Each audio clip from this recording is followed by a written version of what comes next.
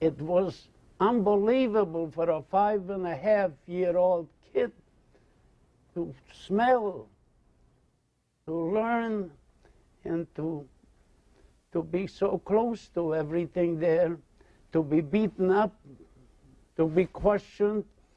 You heard, I don't want to say those things, but I survived my march, my death march, my this, because I always felt that somebody strange, when I saw my skin off my back, sent me away on the march.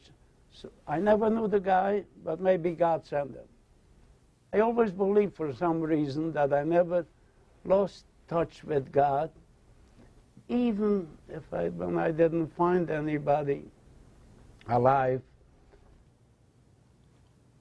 We are all going to die what we're born. It doesn't matter with religion or whatever you are. Whatever you're born, that's what you're going to die. But then I make it short about coming to America. Coming to America, and my uncle discovered me, well, you know, my friend who really, without him, the book wouldn't be written like this. I'm a very good maker of suits, but he's a hell of a writer. So that's something. Together, we were a great combination, because the book, whoever reads, I get calls from China because of CNN. I get calls from all over the world. I will go to a high school I spoke to 2 weeks ago in Connecticut. I got 58 letters from the kids that listened to me. One of the fathers wrote me a letter that his daughter was kissing my hand because she sent me to get a suit from you because of what you were telling you. And I spoke to them like I speak to you. But my feeling about this organization is I felt like this when I first came to America with that green card. When the guy said to me, I get off the boat through an interpreter, 5 times, you're an American. And I told him 5 times, I'm a Czech. And he finally convinced me. So I thought I was in heaven, because I heard in America they were talking to my family. From there they must have communicated. Because you remember, my grandfather was a very famous person from a famous family, with a religious family, because his nephew is the first Jewish Admiral Burger in America. And I met him too, because he had a picture there of him. I saw a soldier of it. I didn't know what it was. I left it there because they didn't let us take any pictures anyway, the Germans, in 1 hour when we had to pack. But I met the Admiral. And I met his father with the long beard here and there in America. And so I am an American. And I played cards, I'll be honest with you, because I like to play cards, and I lost the last pot. I had the best hand, 3 kings and 2 aces, but somebody had 3 5s and bought a 4th 5, and now I'm broke. So I borrowed $10 from him. It took me a while to convince him that I'll pay him back, and I did pay him back. I found him in New York. And that's how I came to this country. When I came to this country, the first week, as God is my witness, I worked, they showed me a job, I should be a floor boy. And I did whatever they asked me. Go do this, go do this, go do this. So Mr. Rosenberger was my boss. I said, can I talk with you? Because he spoke my language. I didn't speak English, but he came from that same area. I said, I needed $35, but I can't work here. He said, why?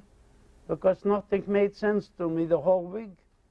If it didn't make sense to me, I didn't do good for you. He said, what do you mean you didn't do good? We like what? No, because nothing was accomplished. Because nothing made sense. We got to do things different. If I did work this way in concentration camp, you and I would never have met each other. I'd be dead. But that doesn't mean, but I have a few ideas, you listen to me. And guess what? He liked my ideas. And from then on, I started as a floor boy. 6 months later, I was promoted to be an assistant supervisor. The union threw me out because I was now boss. I was not boss. I had a different job. Oh, you can't belong to the union because you're on the other side. That didn't make sense to me either, but I continued to work there. And we had, you know how many tailors? 565 tailors, and they were mostly Italian and a few Jews. Tough people. I became in charge on all of them. And it took me, my boss saw the way I was doing things, was always trying to learn and to try to become better than my teachers. And I got ahead. And I became a supervisor. And I became this. And I became this. And eventually my boss asked me to go and sit in the park with him. I said, why we go in the park and we meet in the office? No, but I'm going to ask you, only the birds will hear. Because in the office, the minute we talk, everybody knows everything. I said, so we're sitting. So he had a sandwich for me in there, and we live across the street from his apartment on the Central Park. And he said to me, today I want you to be in charge of my factory. I know you're young, but you deserve the job. And I want to pay you a lot of money those days. I'm not going to tell you how much, but I won't tell you that my sons were already in college. And my good wife here that we married 58 years, I don't know how she puts up with me, but she makes it. But so he offered me the job. And he said, the man that is your boss now, you have to fire him. I said, me? My boss, I should fire.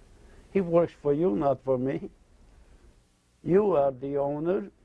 If you want to fire him, you fire him. But you shouldn't fire him. You appointed him. The man worked here so many years, he wasn't qualified. You shouldn't have given him the job. But you've been doing the job for him. He says, I said, no, he has to stay. So he says, then I'm going to can't pay you all that money. Listen, pay him whatever you've been paying and I'll take less. After a while, he retired anyway, and I took over. But I had, it's all of you here that I talk, most of you, maybe somebody wasn't born in America, are born in America. And I wrote the book the way he's my brother now, told you why I wrote it to America, to thank America. Because I was shocked that there were so many survivors who survived, and they didn't do it. But I had to do it. Because 5 million of us are alive today. Not they're all alive. Some of them died. But they were saved by the Americans. I knew the past. When Roosevelt sent back 300 Jews to die, who came here in a boat. But that was history to me that I read about. But it doesn't matter what Roosevelt did. That's all mattered to me, what the soldiers did in America. And what they have to do all the day, because the only thing that works is strength. Strength. America is the strongest country in the world.